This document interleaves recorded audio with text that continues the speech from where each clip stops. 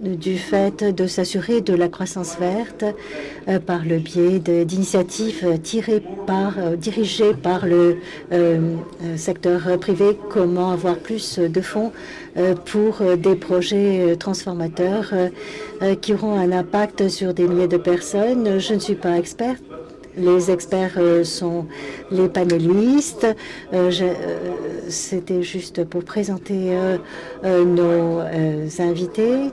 De la droite à la gauche, nous avons son Excellence Madame Oulimata Sarr, ministre de l'économie, de la planification et de la communication du Sénégal, bien entendu.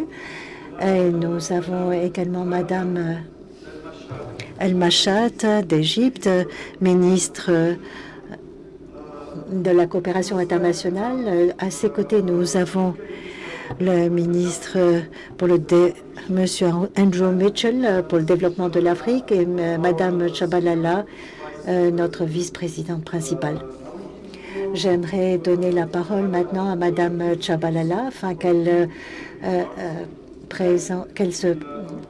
fasse un discours d'ouverture, puis je demanderai à M. Mitchell de décrire les opérations du Royaume-Uni, puis nous donnerons la parole à Mme El Machat afin qu'elle présente le projet égyptien qui a bénéficié de cette opération, et Mme Oulimata Sarr. Après cette session, nous prendrons quelques questions.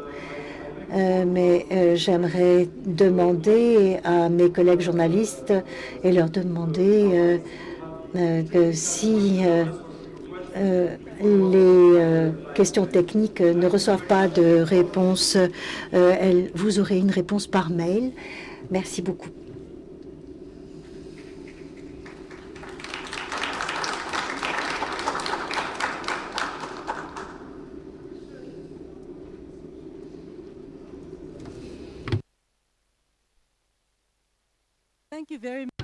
Merci beaucoup. Bon après-midi à vous tous. Honorable ministre Al Machat, honorable ministre Mitchell,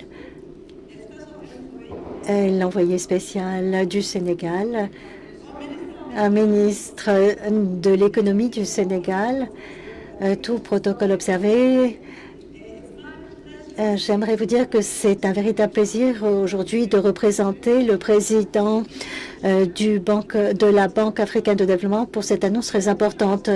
Nous sommes très heureux de voir cet accord signé il y a 6 mois atteindre ce développement. Donc pour les transactions souveraines, afin de tirer profit de l'engagement de la Banque africaine de développement en matière de finances climatiques. Le premier projet à bénéficier de ce financement se trouve en Égypte et au Sénégal, en mettant l'accent sur les infrastructures et sur la résilience de l'eau, en matière d'eau. Au Sénégal, nous allons avoir un approche pour améliorer l'accès aux services d'assainissement et d'accès à l'eau. L'augmentation de la température font partie de l'impact du climat qui constitue une menace pour le développement au Sénégal.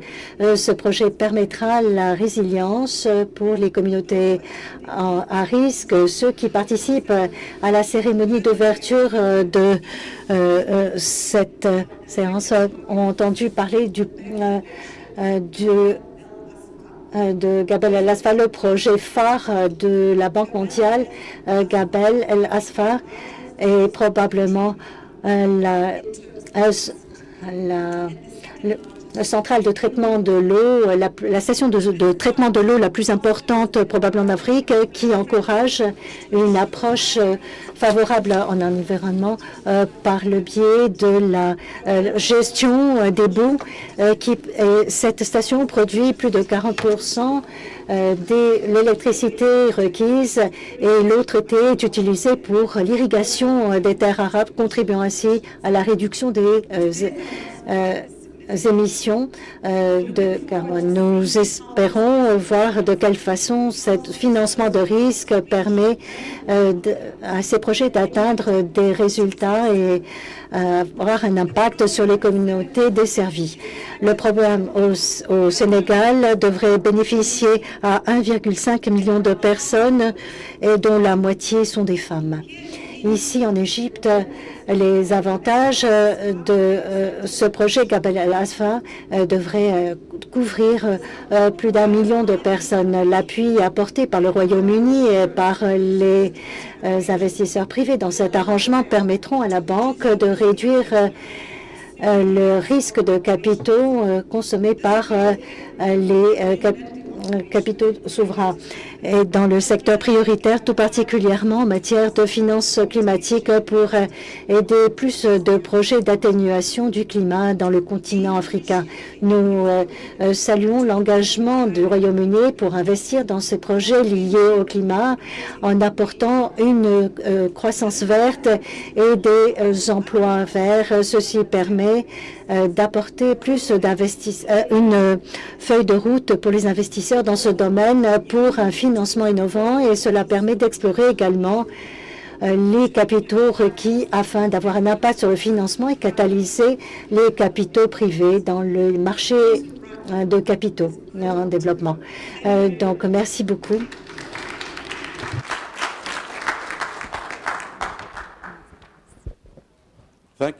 Merci beaucoup, Madame la Vice-présidente. Seigneur, Monsieur Mitchell, vous avez la parole.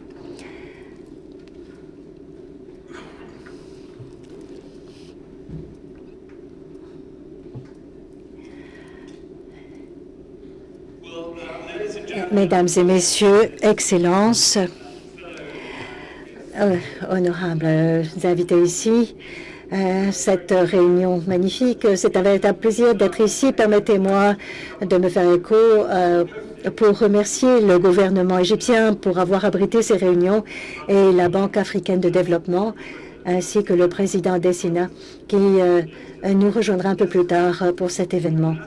Comme je l'ai déjà mentionné lors du dialogue des gouverneurs ce matin et lorsque j'ai rencontré des collègues dans le continent, ce sont des temps très difficiles pour les économies africaines et nous avons besoin de doubler nos efforts afin d'avoir des opportunités pour l'Afrique qui doit poursuivre son développement et répondre également au changement climatique. Je suis très heureux d'être ici pour cette initiative qui permet au Royaume-Uni d'appuyer l'Afrique afin de relever le défi de cette initiative.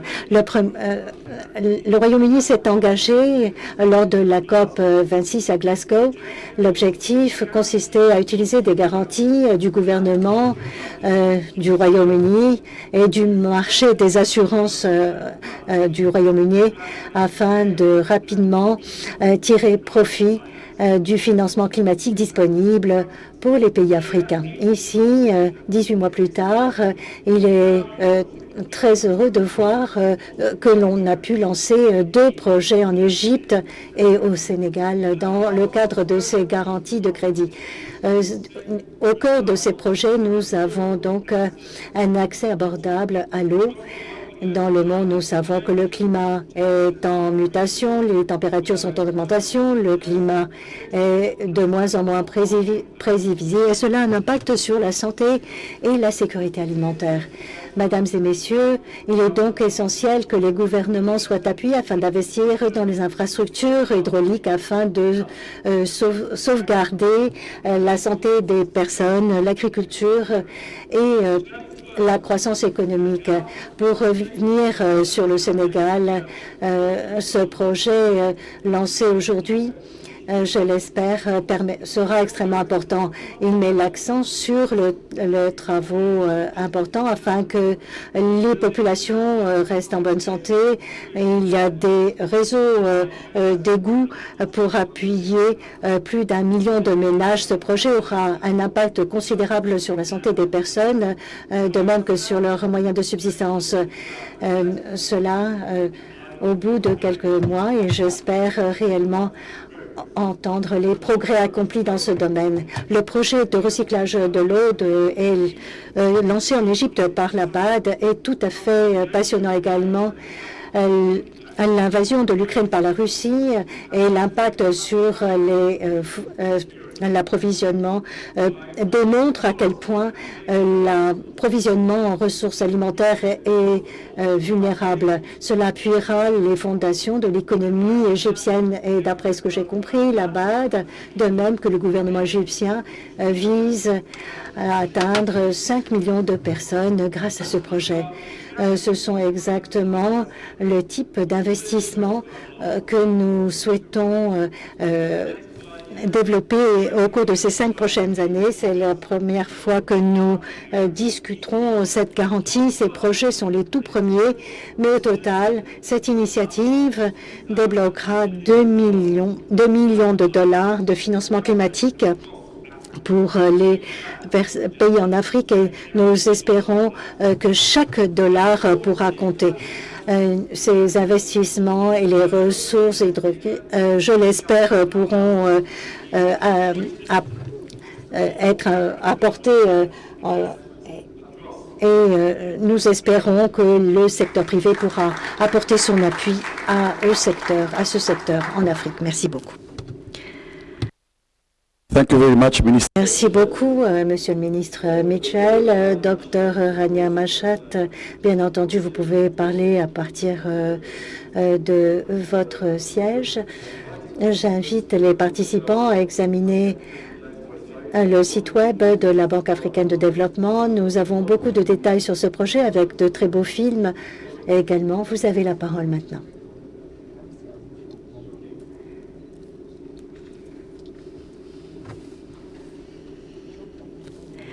Merci beaucoup. Je voulais rester assise avec ma très bonne amie, le ministre Sarr du Sénégal. Nous voulons rester assises pour voir à quel point notre partenariat est inclusif avec la BAD, les pays africains, le Royaume-Uni qui montre par l'exemple comment nous pouvons mobiliser des sources de financement afin d'en faire bénéficier les peuples en Afrique. Pour démontrer l'importance de l'eau sur le continent également. Il s'agit de l'une des ressources naturelles les plus précieuses et pour être en mesure d'investir dans des projets qui créent un recyclage et être en mesure également de nous assurer que la sécurité alimentaire soit garantie. Cela fait partie des priorités essentielles du gouvernement égyptien. J'aimerais remercier le gouvernement Royaume-Uni. Room to Run est très important. Rien que par le nom de cette initiative, nous avons tous tenu des réunions au cours de l'année dernière avec les différentes banques multilatérales, avec la ministre du Sénégal. Nous nous sommes rendus à différentes réunions avec des initiatives conjointes car les banques multilatérales doivent nous aider tous à avancer vers la mise en œuvre de nos objectifs en matière climatique pour répondre aux ODD, par exemple. Et c'est par le biais de partenariats que nous pouvons travailler ensemble et mettre en œuvre, par conséquent, cette initiative permet à la Banque régionale africaine et son expérience de déployer le financement de façon tout à fait efficace afin de pouvoir en faire bénéficier les populations africaines. C'est un projet tout à fait particulier pour l'Égypte. C'est l'extension d'un projet existant qui dessert plus de 12 millions de personnes. Il est également très important car vous pouvez voir au niveau de la station elle-même comment les cultures se font. L'extension de ce projet permettra d'appuyer, sera appuyé par 80 millions du Royaume-Uni. Nous avons un partenariat avec l'AFD également de 15 millions et de l'Union européenne qui apporte un apport de 12 millions. La complémentarité entre les différents partenaires démontre bien l'importance de ce projet. J'aimerais que l'on examine non seulement cette vidéo sur le site web de l'ABAD, mais le site web du ministère de la Coopération internationale de l'Égypte, car vous avez tous les projets que nous réalisons avec la communauté internationale pour répondre aux ODD. Il s'agit de transport durable, d'énergie renouvelable avec le gouvernement du Royaume-Uni, avec la BAD également, avec ceci est extrêmement important et signifie bien la façon dont nous pouvons travailler ensemble. Merci de nouveau au gouvernement du Royaume-Uni. C'est un exemple qui devrait être suivi par d'autres gouvernements afin que les banques multilatérales puissent pousser des projets de ce type en Afrique. Ceci est tout à fait pertinent et urgent. Merci beaucoup. Merci à la Banque africaine de développement. Félicitations au Sénégal également pour ce projet et nous espérions travailler avec le Sénégal également afin de montrer le bon travail que nos gouvernements font ensemble. Je dis toujours que nous avons 3 C, l'engagement, la clarté également dans le cadre des projets que nous voulons mettre en œuvre et la crédibilité avec les partenaires multilatéraux et bilatéraux. Merci beaucoup.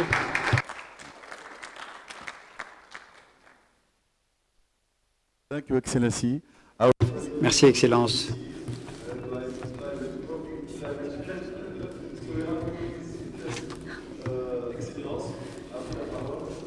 En anglais, le micro est avec vous. À vous la parole, Excellence. Thank you. Je vous remercie. Merci beaucoup. Je vais essayer d'être bref. Je sais que vous avez eu une journée assez longue. On a accéléré les choses depuis ce matin. Nous avons voulu être ici pour parler de cette initiative extrêmement importante. Comme vous le savez, le Sénégal fait partie du Sahel.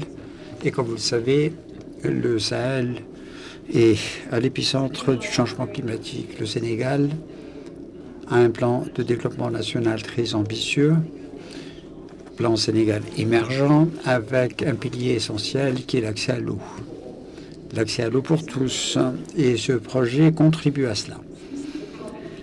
Depuis la COP de Glasgow, beaucoup de pays africains ont expliqué que les partenaires parlent mais ne font pas grand-chose. Mais aujourd'hui, le Royaume-Uni a montré que cet engagement en faveur du financement climatique est une réalité.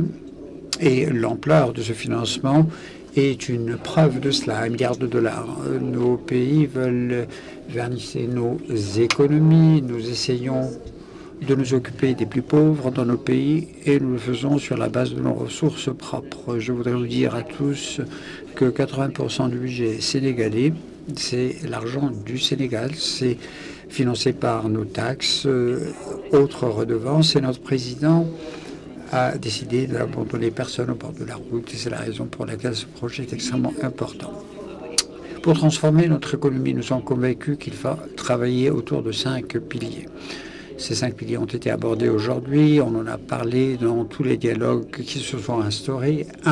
Une question de politique, comment rendre notre pays attrayant pour les investisseurs privés, pour que les PME puissent venir intervenir dans le pays. Deuxième chose dont on a parlé longuement aujourd'hui, ce sont les compétences, le capital humain dont ont besoin nos pays. Troisièmement, c'est le financement. Le financement d'une certaine ampleur. Nous aimerions que nos partenaires aient plus d'appétit de risque et ne pas trop s'inquiéter de la notation. Vous savez, je voulais le dire, ce n'est pas un sujet dont on parle facilement, mais cette notation AAA est en quelque sorte quelque chose qui peut empêcher l'investissement dans le pays. Et ensuite, l'accès au marché, on en a beaucoup parlé. Et le pilier le plus important, qui est à la base d'un partenariat avec le Royaume-Uni et la BAD, c'est les infrastructures, l'énergie, l'eau, le réseau routier, les technologies. Et je crois que tout financement que nous pourrions obtenir qui nous permettrait d'accélérer le financement climatique, et je crois que les États membres expliquent qu'il faut effectivement accélérer cela, qu'il faut sortir des sentiers battus, qu'il fallait aller dans ce sens. Et je crois que effectivement, c'est ce que nous donne ce financement. Merci. Merci beaucoup, Excellence. Thank you very much. Merci, Madame. Je donne maintenant la parole aux collègues qui sont dans la salle. Soyez gentils, présentez-vous, donnez votre nom, le organe de presse que vous représentez, posez des questions brèves. Parce que, effectivement, cette journée a été assez longue. Merci.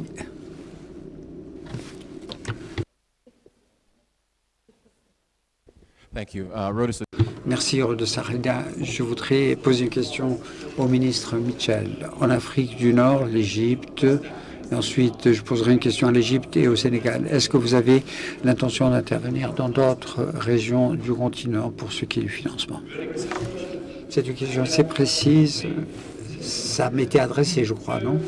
Oui, alors, en substance, ce que la Grande-Bretagne fait ici, c'est apporter des garanties très importantes qui permettraient à la Banque africaine de développement d'étendre ses prêts. Sans ces garanties, ça ne serait pas possible, comme l'a expliqué ma collègue tout à l'heure, vu les notations qui sont faites par les différentes agences. Donc nous fournissons une garantie de 2 milliards de dollars, 2 millions de livres sterling, pour un prêt de 6 milliards par la banque.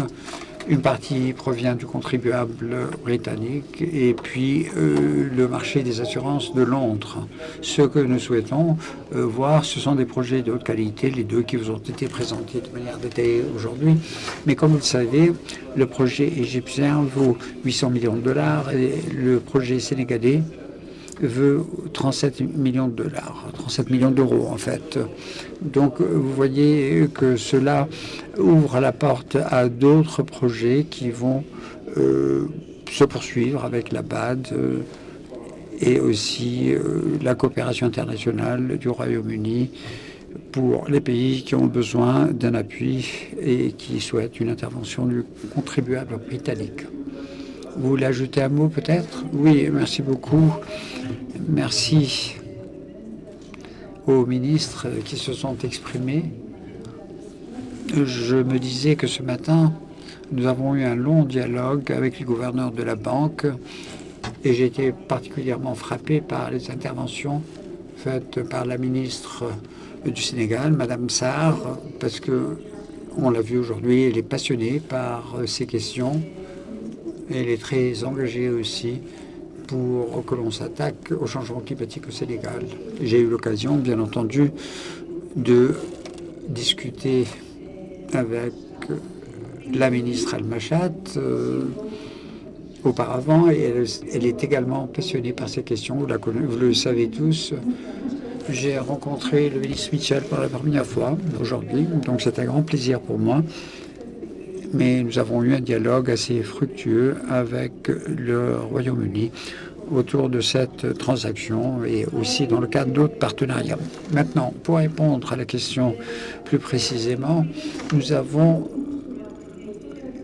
créé une situation qui nous permettrait aussi d'intervenir dans d'autres projets sur le continent. Il s'agit là de 2 projets qui ont été menés dans le cadre de cette marge de manœuvre et il y a les 5 priorités de la BAD et bien sûr ces projets vont répondre aux conditions qui ont été convenues avec le gouvernement du Royaume-Uni ainsi que les priorités qui détermineraient le développement de ce financement.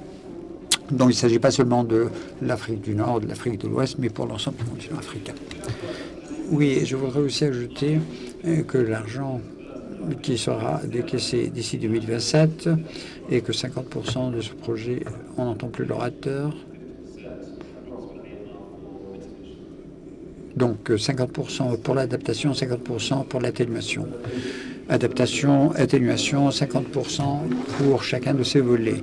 Or, vous savez que la Banque africaine de développement s'est engagée en faveur de ces programmes d'adaptation. Encore 2 ou 3 questions peut-être, et puis on va conclure. Une seule question. Bien.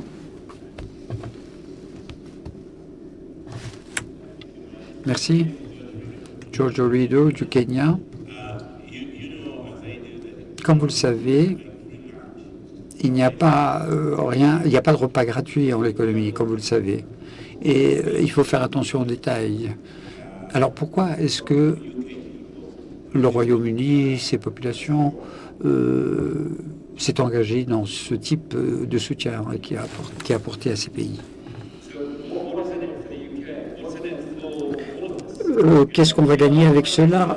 Eh bien, vous savez, en Grande-Bretagne, nous sommes parfaitement clairs. Nous savons que le changement climatique a un impact sur nous tous et ça frappe surtout les plus pauvres dans ce monde. C'est une obligation morale en quelque sorte, mais effectivement, il y a des intérêts nationaux que l'on veut défendre en faisant cela. Le gouvernement britannique et le contribuable britannique est fier d'appuyer ces projets, mais nous sommes aussi fiers, avec la Banque africaine de développement, de trouver un mécanisme intelligent pour accroître le nombre de ce type de projets qui pourraient être financés. On a parlé des avantages que cela présente de la part de mes collègues, comment on va utiliser cet argent pour que cela profite aux populations, pour ce qui est de l'eau salubre. Et la Grande-Bretagne est très fière d'avoir ce partenariat avec la BAD, mais aussi avec des pays qui sont des amis de la Grande-Bretagne, le Sénégal et l'Égypte. Un mot par rapport à cela. Si ces projets réussissent au Sénégal et en Égypte, c'est bien pour le continent. Ça donnera une preuve que la mise en œuvre a été réussie et on peut s'appuyer là-dessus, s'appuyer sur ces succès pour expliquer aux banques multilatérales de développement, la communauté internationale, que nous pouvons tirer parti d'un meilleur financement pour l'amélioration de la situation sur le continent. Ces partenariats internationaux, cette appropriation par les pays, le fait que la BAD soit présente, le financement bilatéral, tout cela sont des exemples réussis d'un écosystème qui peut obtenir des résultats. Je crois que vous avez tout dit.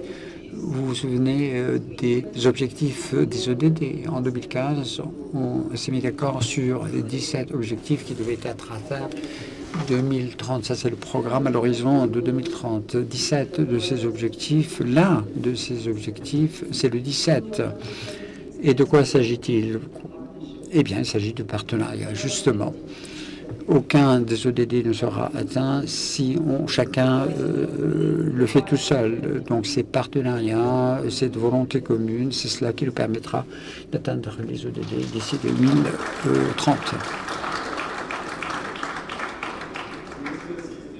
Excellence, merci d'avoir consacré du temps à ce point de presse.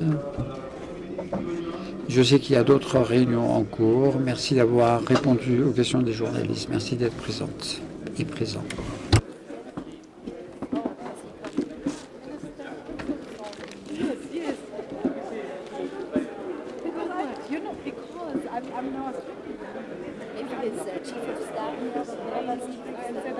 I'm sure on your list.